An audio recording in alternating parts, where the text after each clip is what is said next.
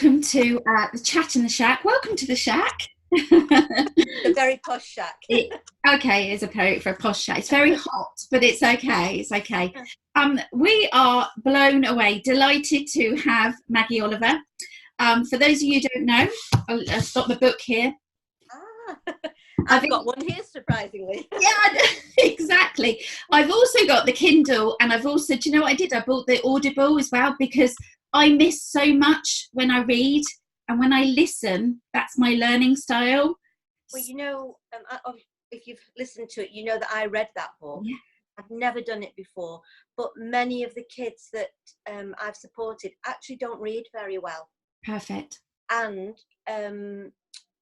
also, I feel that it can give more impact to some of the things that I'm saying. Yeah. So I want it to be accessible to survivors who often have missed lots of school. Yeah. And picking up a book is very difficult. So I just wanted it to be, and I wanted to read it myself, because the publishers put forward an actress to read it and sent through, and it just was not right. So I thought, you know, I was a bit nervous of doing it, because I've never done anything like it, and it took me 3 days to actually read it. But I'm really glad that I've done it. Yeah, I am glad as well. I really love it, and it's good because I can listen and then go back, and that's so. You left the police force 2012. We just discussed that. Yeah, and you were one of the detectives on the Rochdale grooming case. Yeah. And the reason, you know, I'm really excited about this, because my background is, you know, as well as an early years inspector, I'm also a safeguarding instructor, and that's what I do. That's the crux of where I come from. You know, apart from going out doing inspections and providing training to childminders, you know, early years settings, I'm really passionate about safeguarding. So when I read your book, I was thinking, my goodness me, you know, the inspecting, you know, safeguarding in early years and education and skills has about the identify, help and manage. And it's got in there about grooming and exploitation. And to me, it was just like, this is powerful stuff, listening to your story or where the failures happened. So just give me, just explain your purpose, really, because we always said, we've talked about this, what doesn't kill you makes you stronger. And do you know what? You've got balls, and I love that. Sorry. I'm that bloody difficult woman who won't shut up. But what I saw as a serving police officer just went against everything that I'd promised to do. When I joined the police, I was a 41-year-old woman. So I was not a typical recruit anyway. You know, I'd got 4 children of my own. I'd been a chair of governors at my kids' school. Heavily involved with children, and for me, one of the most, if not the most important role for a police officer and social services is protection, is to protect vulnerable kids who actually can't protect themselves.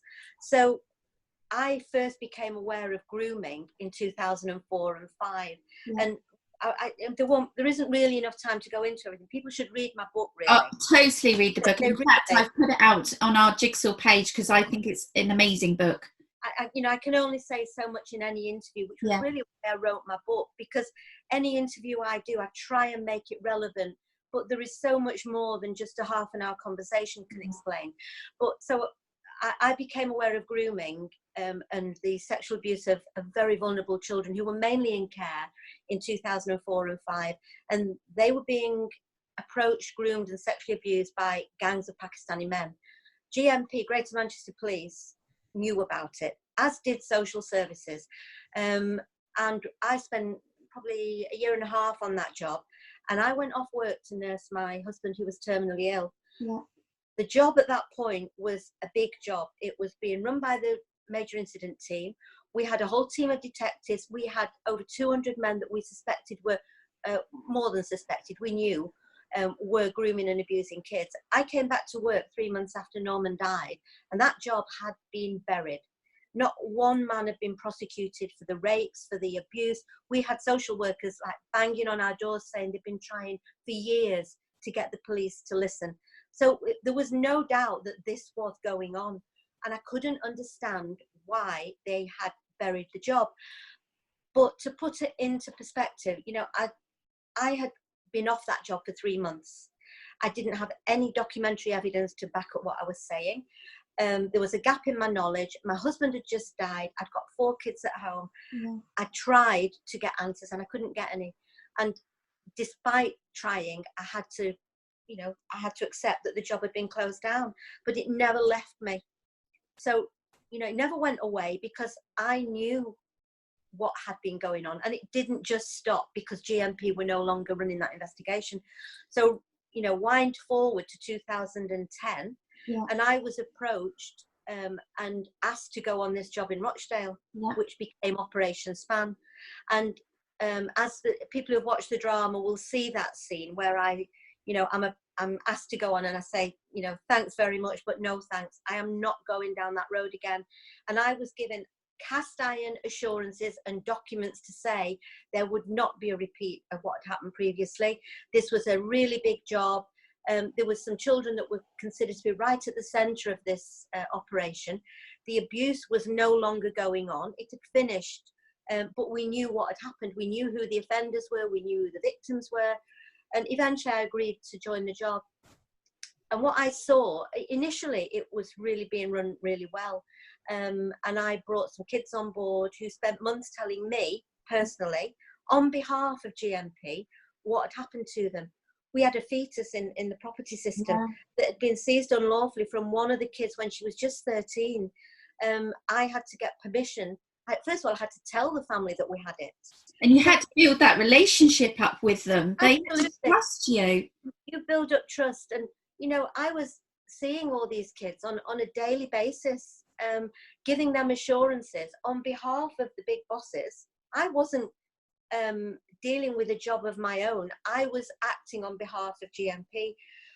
So 7 months later, after these kids have put their whole lives on hold, their trust in me, spent months giving video interviews, taking me around locations where the abuse had happened, going to ID parades and picking out the men who had raped them, then to just be told on a Friday afternoon, sorry, we've changed our mind. No, you don't change your mind, and no, I will not accept that. And I couldn't believe what I was hearing. But right at the start, I actually thought it was one officer who was just lazy. That's how naive I was, because it did not make any sense to me. And I struggled for 18 months to be heard as a police officer saying, what is going on here? You're not recording these rapes. You're not prosecuting all the men. I didn't believe that any senior officers knew what was going on. But I was loyal to colleagues, and I struggled initially to speak out because I didn't want to cause colleagues a problem, individually. That's hard, isn't it? Because it's the whistleblowing thing, and you're just thinking, what do I do? And we know that in early years that we have a whistleblowing policy. That's what we need to be doing it, but it is the hardest thing ever. I've got one colleague in particular who I felt was not a bad person, but way out of the depth, really didn't know what they were doing, but I felt would cause them a really serious problem if I spoke out. But I had and I've talked about it in the book, I had a conversation with that person after a couple of months where they basically said to me that they agreed with everything that I was saying. They had a history of child protection, a background of child protection, agreed with what I was saying, but said to me, basically, you are just a detective. You, in your rank, you do as you're told, and if you can't do that, senior officers make decisions, you do as you're told, and if you can't do that, maybe you're in the wrong job. And that was as though a light bulb had gone on in my head, and I thought, I have to speak out. I cannot allow another 10 years to go by where kids are being failed. Because if I don't speak, then I'm as bad as them, and the abuse of those kids then lies on my conscience. And I've got 4 kids of my own, and at that point all the Hillsborough stuff was going on, and families had lost 30 years of their lives trying to be heard and get to the truth. And I didn't want my kids to turn the TV on in 30 years time when I'm dead and see all this scandal about Rochdale and think, well, my mum was on that, why did she not? So really, I decided that I was going to speak out. But I didn't at that point believe that the chief constable knew what was going on, that the head of serious crime, that the Home Office, the Children's Commissioner, I didn't believe that any of them knew the situation. I thought it was one officer really. And as I went through each round, and it was like a roller coaster. I first spoke to the head of the Public Protection Unit, and she basically gave me all the reassurances. She'd seen it before. She would stand up for what I was saying. She told me the Old Boys Network was alive and kicking and it was a struggle, but I should trust her. And then a month later, I've heard nothing. Then I went to the chief constable, who basically said, thank you for your interest. If we can learn lessons, then we'll learn them. Thank you very much, on your bike. And that's how it was. And then I'd go into the depths of despair again and think, where am I going to go now? I was trying to work, and it came to a head when I actually just collapsed at work. I was so ill, I couldn't eat, I couldn't sleep, I couldn't make sense of it. My colleagues, I was back on my own team. They took the doctor, who signed me off, and I never went back to work. And I made the decision that I would go public, but I was threatened whilst I was in the job, and basically told this was secret, I must not speak about it, it was confidential, data protection. But I went, once I resigned, I went to some of the kids, and they gave me their permission to talk about, not name them, but to talk about what had happened. I had their complete support, and armed with that, I sat, with my own kids and said, because I really did believe I would be arrested. I didn't know whether they would try and prosecute me, but I did know that I could back up every single thing that I was saying. And it was just a decision that it was the worst time of my life, actually. I'd lost my husband, but I couldn't have saved him. I'd lost my little granddaughter. Nobody could have saved her. But if I didn't say something about these kids, then I was allowing more generations to have their lives destroyed. So it was a very heavy burden. It really was a really, really tough 2 years. And with what's happened since, it might not seem as though it was that bad, because obviously I worked on the drama for 4 years and everybody now knows what's happened.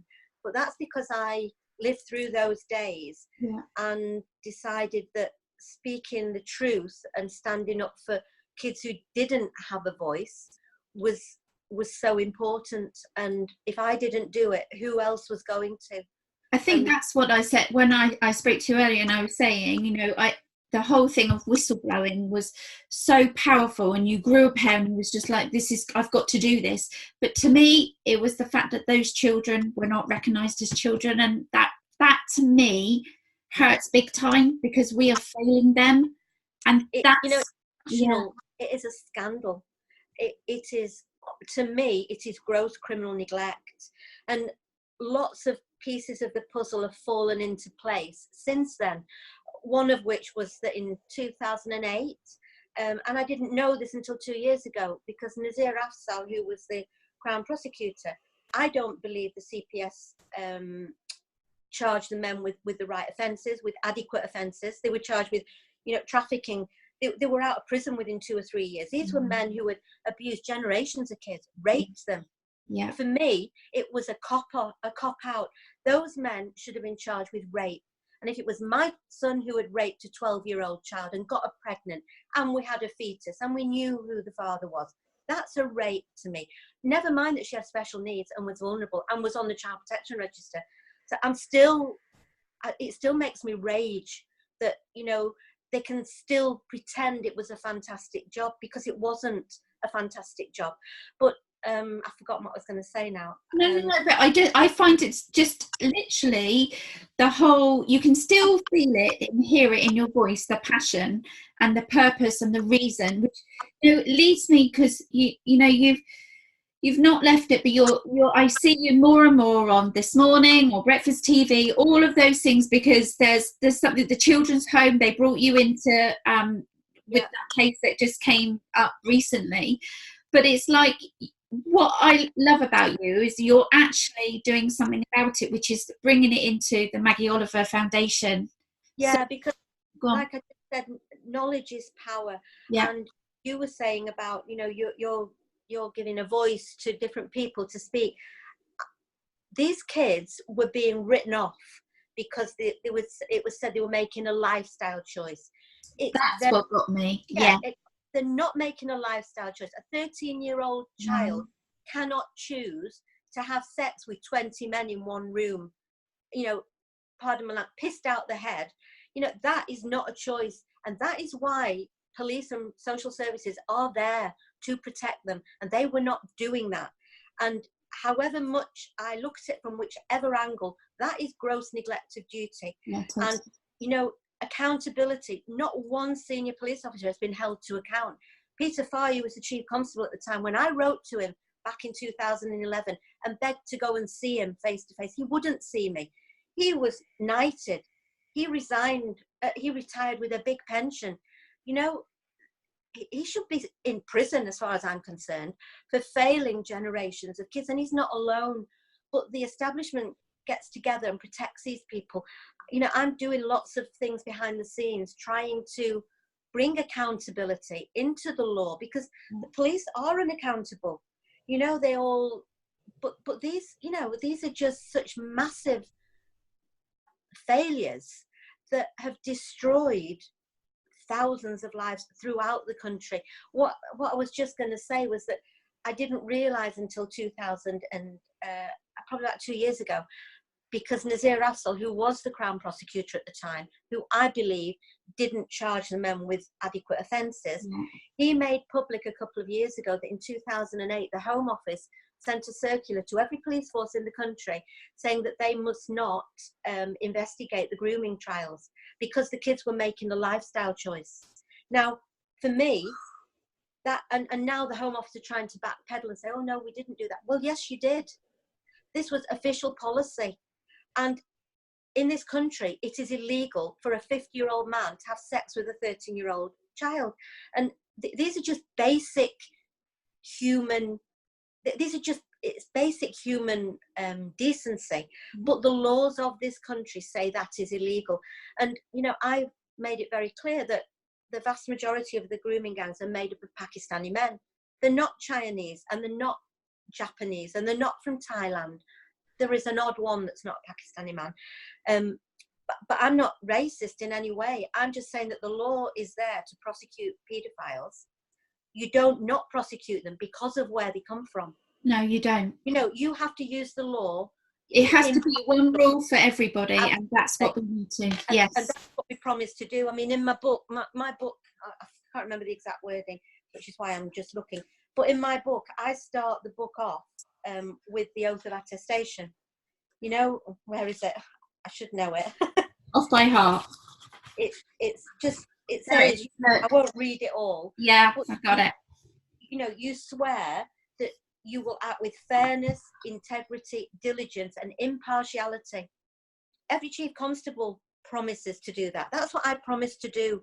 I didn't promise to be selective about who I thought we would charge and who we wouldn't, based on factors that, you know, if we can prove somebody is a paedophile, as far as I'm concerned, we charge them. Yes. And we allow a jury to decide. So that, you know, and I will do my best to discharge all the duties faithfully according to the law. And however many times this went round and round in my head in the middle of the night, that's what I came back to. Really simple things.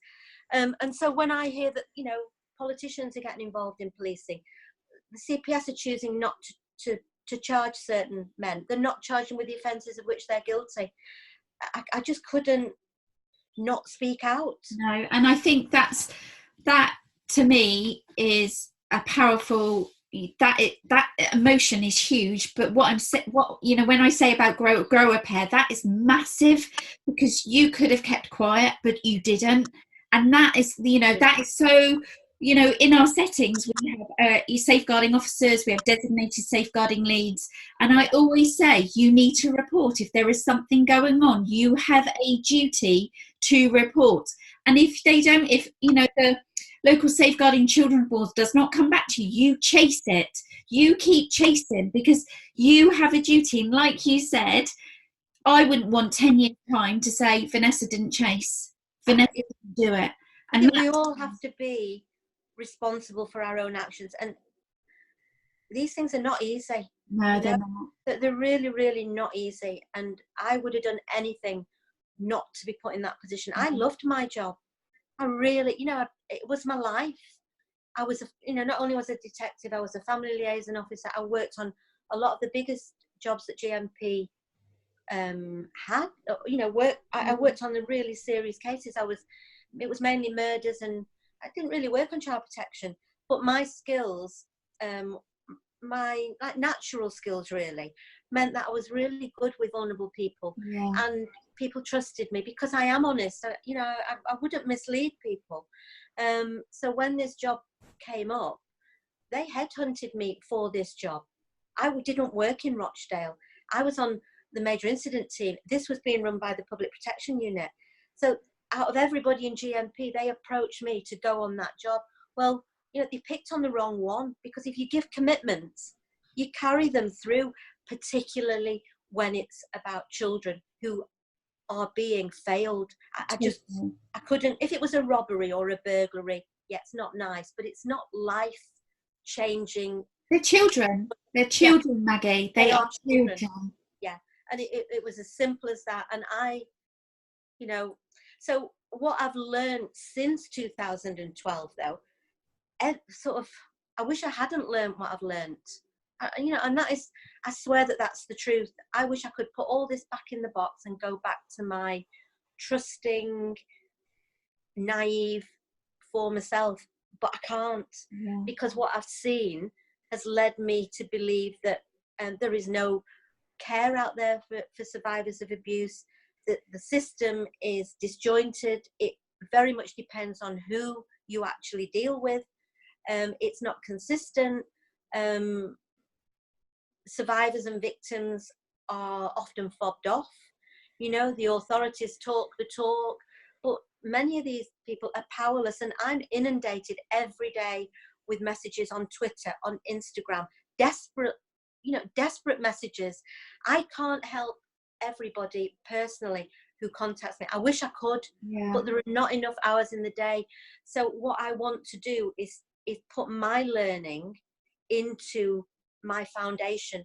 And I don't trust anybody really, so I wouldn't join forces with any other charity, because I don't know what they stand for really. I know what I think should be happening. So the only person who's really going to do that is me. So I've got 2 trustees now. The Maggie Oliver Foundation now is established. It's a legal entity. We haven't got the charity number yet, but all the, what they call the registrations. The checks. What they call CR. I know what you mean. Yes, I do know what you mean. The checks have been done. Yeah. The paperwork is in. We're waiting for the charity number. I've got 2 really good trustees. One, a lady called Diana Porter, who set up Fresh Start New Beginnings, a fantastic charity in Ipswich, but they deal with younger children really. And another girl who's a good business person who's helping with all the paperwork. But I'm trying to establish firm foundations. And then hopefully by early next year we'll have a pilot, which will be initially probably just a drop-in centre. But I want it to be somewhere that victims or survivors or feel safe, that they feel they can go. And I don't just mean survivors of the grooming gangs. I want this to be inclusive. So when I say I'm not racist or prejudiced, I'm not. I've dealt with quite a few jobs where there were young Pakistani girls who had been forced into marriages that had nowhere to turn, because within their community they would be ostracized and really thrown to the wolves if they spoke out. I want them to feel they can come in. There's quite a big Somalian community, and they FGM. So they have nowhere to turn. So I want it to be a safe place where You want it to be a nucleus where everyone, the go-to place. That's what you want, yeah. So, you know, lots of these kids, I mean, you deal with like younger children, but these are usually young women. Usually young women who don't know. But they're vulnerable. They start off, and that's what we've got to start empowering our younger generation to go.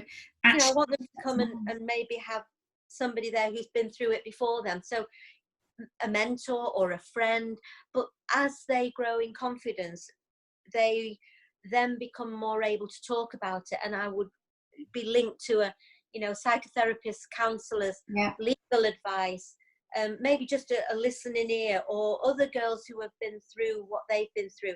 But, you know, we will find the person or the organization or where they need to go for help. So it's going to be, you know, create an environment where they feel safe. Yeah, and that's what you want. And I hope that everything that I've said, I hope that people trust me, and that's what will bring them in. But finding the right building is going to be very difficult, because I don't want them to feel that they're going to be identified as coming into the Maggie Oliver Centre. So all these things are what are preoccupying my thoughts right now. So maybe I haven't yet, but I'm thinking possibly approach one of the colleges in Rochdale, because the first one has to be in or around Rochdale, but I would like this to spread out throughout the whole. And I can see that happening, and I can see that there is a need for it. But we just got to raise it. And so, you know, next year with our Exploring the Power of Play conference in Manchester, we choose, every time we do one, we choose a charity, and that's what we want to do. So when you get your charity number, let me know, because I would. And if you're around on February the 29th, pop in. We're in Manchester. There are early years practitioners there. It would be lovely to see you. But just I just feel that we need to. You've used it as a springboard now, and this is what we need to do. We need to raise that awareness, Maggie. Yeah, I'm very aware. I mean, I've actually had nothing negative at all in all the, apart from one story where somebody tried to say that I'd made a career out of this. Well, yes, I have written my book, and yes, I'm always talking. Maggie, I've written a book, but you know, anyone can write a book. But I'm not, you know, all the most of what I've done, the vast majority of what I've done, I have done for nothing. Yeah, I went on Celebrity Big Brother, and yes, they did pay me, but I have to pay my own bills. Yeah, you know, I have to earn a living, but I went on there to try to raise the profile. You know, in order to be heard, you have got to be out there, and you did. You've got to keep your face in the public arena. You know, I do understand what survivors have gone through, and I do know how the criminal justice system is failing them and continues to. So I'm trying to use my voice to highlight what I see as the failures in our system, and that's based on my experience, on what I've learned. So the only way to expose that is to talk about it. Right. And to do that, I've got to keep on, you know, boring myself with some of the same things that I keep saying, but I'm doing it because there is such a long way to go. Yeah. And isolation is one of the key problems that you know, I've become a bit of a magnet for, as you say, for people to write, but yeah, the similarities in all the different stories that I get show me that there's no joined up system. If all those people came you only have to read serious case reviews to know that there is no joined up system. No, there isn't. And you know, it's divide and separate, which, you know, when I was a police officer, you'd go to a domestic, and that is what you'd do. You'd split up the you know, the fighting pair, because you know that once you separate them, you know, you're in control then. I think that's why Hillsborough was successful, because all those families came together. Yeah. And what I'm trying to do is pull together all these experts and all these people who have got knowledge and experience and learned lessons. I want them to have a place to go, because I believe that if we all pull together, we will force through the changes that we need. Yeah, but one voice won't do that. No. However loud you shout, one voice will not do that. No. And You know, I mean, it's a bit like the blind leading the blind. I don't really have an absolute set pathway. You know, it's all evolving. Yeah. But I listen to my gut. I listen to what people are saying, and I'm trying my very best to create something that will help more than the number of girls or victims that I can help myself. And it's the only way I can think of doing it. But obviously, I'm going to need funding. I can't do it without. No. But I think once we get a pilot centre, then we definitely will need somebody who knows about fundraising and applying for, you know, lottery money and public funding. I have not. But you have to start somewhere, Maggie, and this is where you're starting. And this is why I said to you, if we can help build a platform of it, and you know, I will put your website on there, and I will put the foundation on the thing. It should come up now. Brilliant. Yeah, and if you know, read my book. I'd like people to start with my book. Yeah, and then watch the drama, because the drama, there are a lot of things that are not in the drama actually. No. But and there were. I'm very close to everything, so there were I had quite a lot of personal heartache about some of the things that weren't said, and some things that were said that shouldn't have been said, in my opinion. Yeah. But what it absolutely, I think it let the police off fairly easily, and the CPS. But what I think it absolutely did was it educated the country on what grooming is. Totally. 100%. And you know, I worked on that for 4 years. You know, I was the program consultant. I went out and brought every single person who's represented in that drama, bar one, was brought on board, because I went and persuaded them to allow their story to be told. So I was kind of written out of it in a way, but it started. And now, when I talk now, I don't really have to explain grooming anymore. No, you don't, and that's why. Yeah, exactly. In the early days, it was always explaining what grooming was. Yeah. I don't have to do that now. People understand it, but actually, what has happened is that the victims of grooming are no longer blamed. You know, God help any police force that puts a 15-year-old victim of grooming on an indictment. Yeah. God help them. Yes. Because I think the country will be in outrage. And yet, when I was first speaking out, everybody I spoke to within the police, within the CPS, within the criminal justice system, tried to justify that. And it's unjustifiable to me. And there will never be a 14-year-old kid who deserves to be added onto an indictment with 50 and 60-year-old paedophiles. You know, it's like the law in relation to domestic violence now. You know, we now have, you know, controlling and coercive behaviour, because it's recognised that the bullying and that the fear, you know, even a 50-year-old woman is not equipped often to manage that or to resist it. What chance has a 14-year-old kid got? Yeah, I know. You know, and that somebody, a police officer or a lawyer, would even attempt to justify that fills me with horror. It absolutely disgusts me, and that's what keeps me going. I have to say, the passion, you're igniting me, and that's you. I just can't thank you enough for spending the time to talk about this, because you're right. You're doing this for free. I'm not paying you to do this.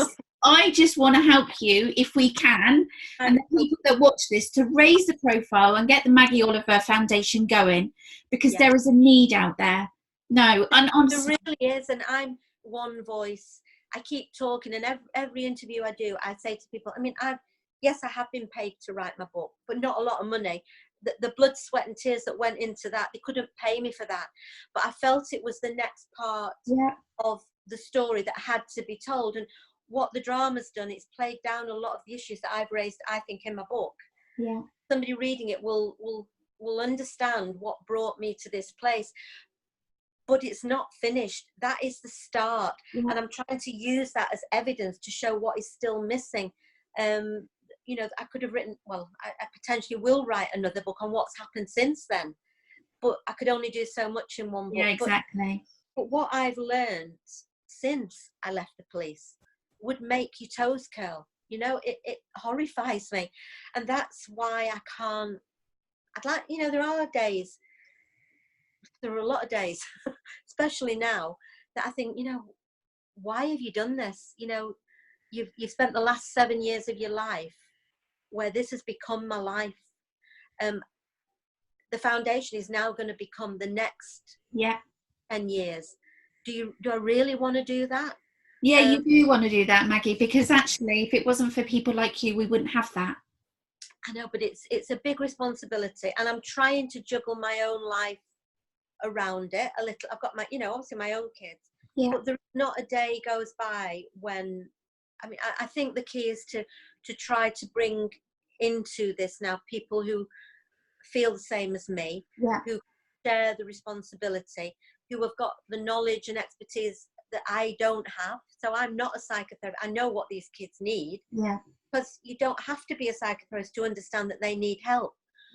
Sometimes it's just someone to listen to them. Other times it needs a lot more than that. Sometimes it's a prosecution, but you know, it needs somebody actually to know how to lead them through that process.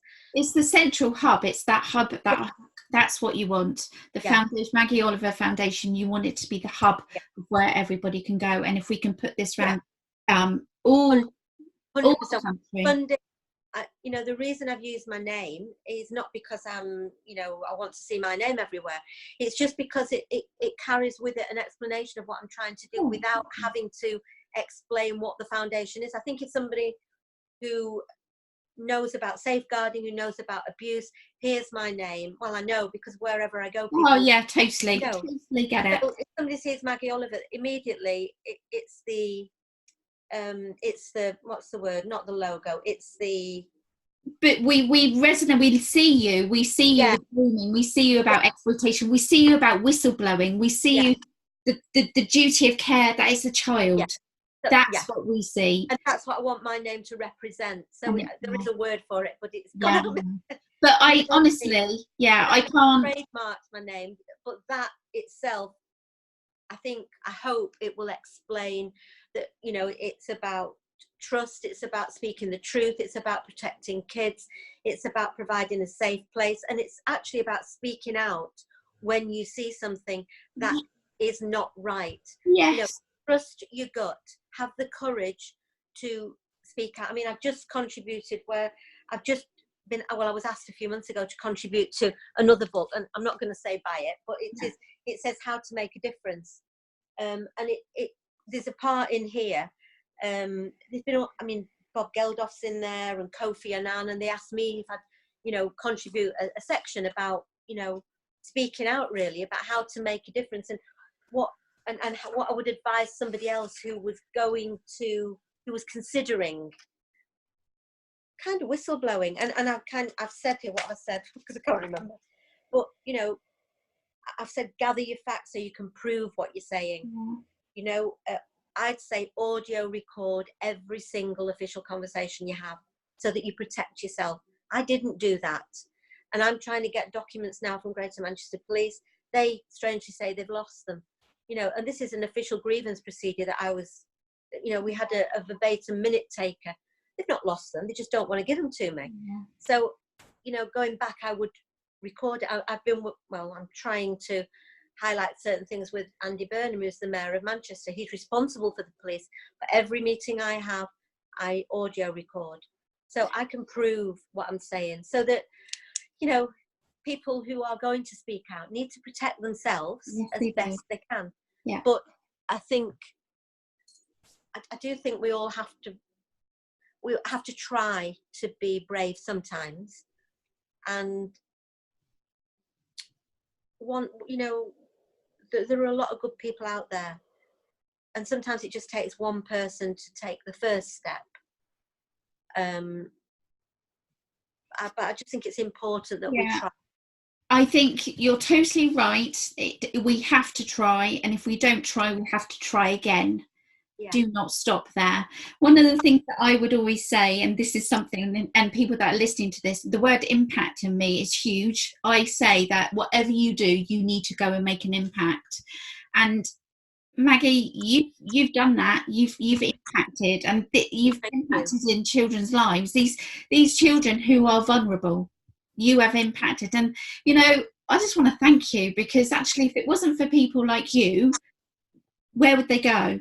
They would be a cycle, and it would be like going on and on and on. And so, you know, I'm going to put the thing here about the Maggie Oliver Foundation if anyone wants to get in contact. And obviously we'll use it once you get your charity number. We're going to use you as your charity for exploring the power of plan. You know, I've had people like message me. There's one group of about 20 girls, and they're going to do a sponsored climb of Snowdon in Wales, and all the money they're going to give to the. So it's lots of little things. And once we've got a pilot centre, which initially will probably just be a drop-in centre, that coffee, you know, maybe mums and tots or coffee.